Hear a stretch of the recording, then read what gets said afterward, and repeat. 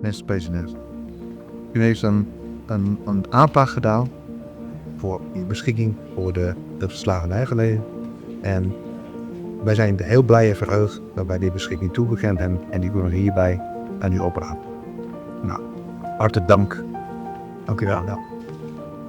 We zijn bijzonder tevreden en ook aangemoedigd dat dit hele proces, waardoor Aruba en Nederland ook heel openhartig hebben kunnen spreken en reflecteren over ons gedeelde verleden.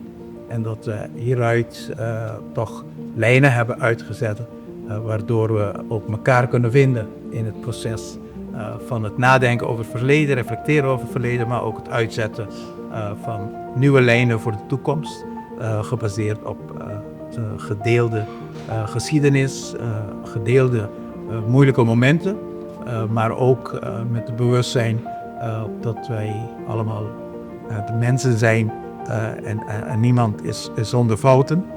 We hopen bij volgend bezoek dat wij u kunnen brengen naar de plek die we gekozen hebben voor het Nationaal Archief, want dat is ook een heel monumentale plek.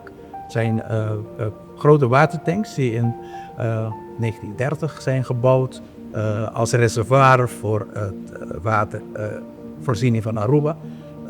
En die tanks zijn er nog en die zijn voor onze professionelen ook zeer geschikt als zij wat gerestaureerd worden om onze belangrijke documenten in te bewaren.